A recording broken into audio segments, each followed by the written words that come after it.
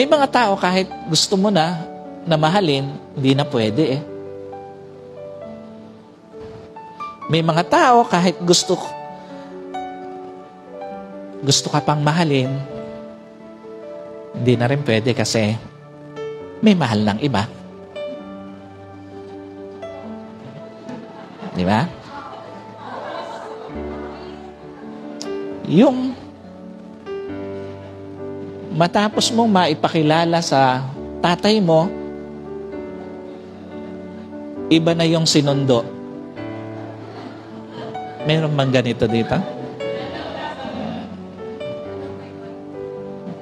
Alam niyo po, sa panahong kaya mo pa o pwede mo pang ipaglaban ng taong mahal mo, ipaglaban mo na bago pa mapunta sa iba. Sa panahong pwede pang mahalin ng isang tao, mahalin mo na bago ka pa mapunta sa relasyong hindi mo pangarap. Alam niyo po, mas mahirap yung mag-i-stay ka sa isang relasyon na hindi naman yun ang gusto mo talaga. Mahirap yun. Kahit sabihin na napag-aaralan ang pagmamahal, pagka puro sakit ng kalooban yung dinadala sa'yo, hindi mapapag-aralan ang pagmamahal. Pagka puro sakit ng kalooban ang nararanasan mo. Alam niyo po, again, sa panahong wala pa kayong masasaktan, mahalin niyo na ang isa't isa. Bago ka pa mapunta sa isang relasyon na hindi mo pangarap. Dahil ang pagmamahal sa taong may pamilya na, maling pagmamahal na. Ang pagmamahal sa taong may pananagutan na, maling pagmamahal na yon. At ang pagmamahal sa taong may asawa na, maling pagmamahal na yon. Another thing na pwedeng maging consequence ng hindi napaghandaang pag-aasawa, pwede kang mapuno ng bitterness sa halip na happiness. Alam niyo po, pag hindi napaghandaan ng pag-aasawa o hindi mo napaghandaan ng pag-aasawa mo, sa halip mapuno ka ng saya, mapupuno ka ng kabigatan. Sa halip na mapuno ka ng kapayapaan, mapupuno ka ng kagulimihanan. At sa halip na mapuno ka ng pag-asa, mapupuno ka ng kawalan ng pag-asa. What does it mean? Una, sa mga hindi napaghanda ang pag-aasawa, you will discover things in a painful ways. Dahil hindi mo napaghandaan ang pag-aasawa mo, you will discover na hindi pala sapat na mahal mo lang. Kailangan din pala madiskarte sa buhay. Tandaan nyo, sa mga young pro natin, wag puro pagmamahal lang. Makikita mo, pag nandoon ka na sa stage na yon ng buhay mo, makikita mo hindi pala sapat na mahal lang. Kailangan din pala madiskarte.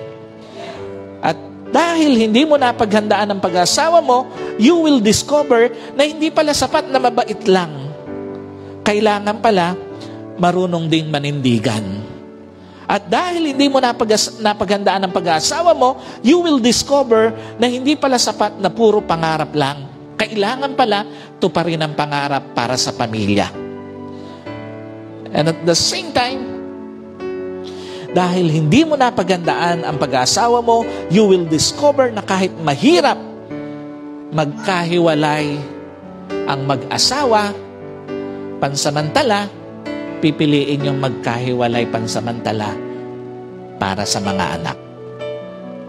Totoo po ba? Nangyayari yon?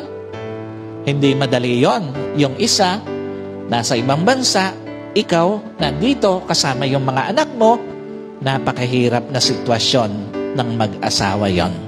Kasi kung may pagpipilian man lang din o mag-asawa, tiyak ang pipiliin nila yung magkasama silang pinalalaki yung kanilang mga anak. Totoo po ba yon? Hindi madali ang magpalaki na mag-isa ng mga anak. Hindi madali ang mamuhay na malayo ang iyong asawa sa iyo. Totoo po ba yon? Yung mga magkakalayo na mag-asawa, napakahirap nun. Kahit walang ginagawa yung asawa mo, pwede ka mag-isip ng hindi maganda sa asawa mo. Nangyayari po ba yon? Madalas. Bakit nasisira ang pamilya?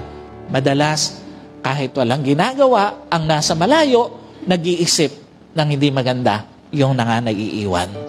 Kaya nga, alam niyo po, pag nandoon na kayo sa stage na yon, kahit hindi nyo kaya at alam nyong mahirap magkahiwalay pansamantala, dahil para sa pamilya, pipiliing magkahiwalay pansamantala para sa mga anak.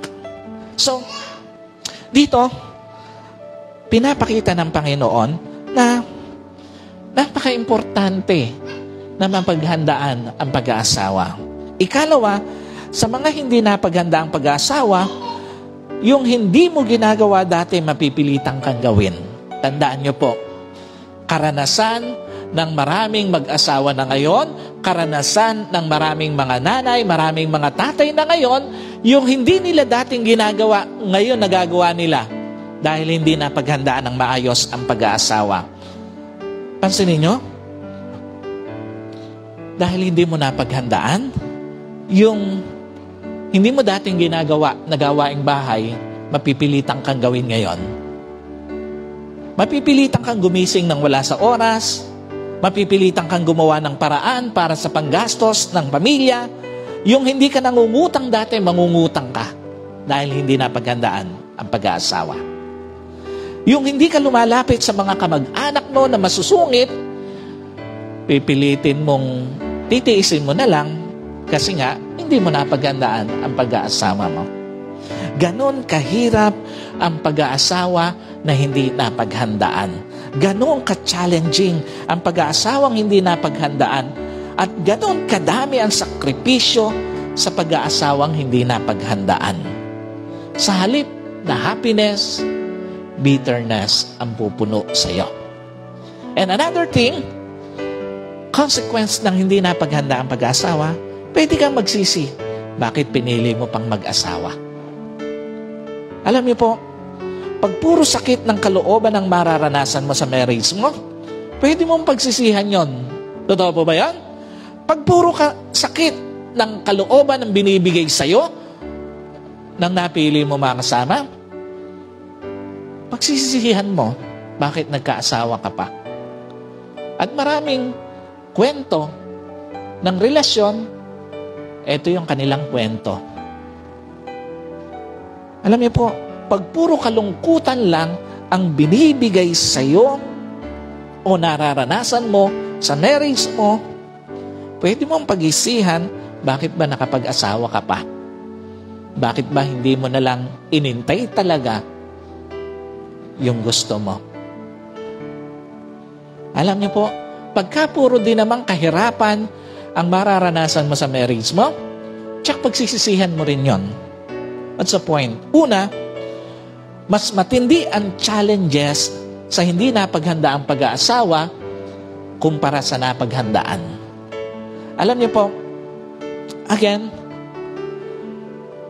kung mahirap na yung pag-aasawa, mas mahirap siya pag hindi mo napaghandaan. Yung napaghandaan mo na yung pag-aasawa mo, may pressure na, how much more yung hindi ka pa nakapaghanda sa pag-aasawa mo. Kasi nga ito ang totoo eh. May mga trials na kusang hinayaan ng Diyos na dumating sa journey ng isang tao, ng pamilya, pero may mga trials din sa journey ng isang marriage na sila mismo ang author. Alam niyo po, bakit yung maliliit na issue, lumalaki, madalas sila din naman ang may dahilan. Bakit yung mga simpleng bagay hindi masolusyonan? Bakit yung mga maliliit na halaga hindi ma-provide? Lahat ng consequence ng mga hindi napaghanda ang pag-aasawa, lahat yon resulta ng minadaling pag-aasawa, lahat yon resulta ng hindi marunong o walang hindi plinanong pagpapamilya. Dapat ang pagpapamilya po pinaplano. Wag puro puso lang ang paggaganahin. Pagganahin mo rin ang isip mo sa paghahanda sa pagpapamilya. Kasi nga ito ang totoo, whether you accept it or not, You design your marriage not by others. Ikaw ang nagdisenyo ng relasyon mo. Hindi ibang tao. Hindi yung sitwasyon at lalong hindi yung kapalaran. Tandaan mo, ikaw ang nagdisenyo. Bakit iyan ang marriage mo? Bakit iyan yung relasyon mo? Hindi ibang tao, hindi nagkataon, hindi kapalaran, at hindi ang sitwasyon.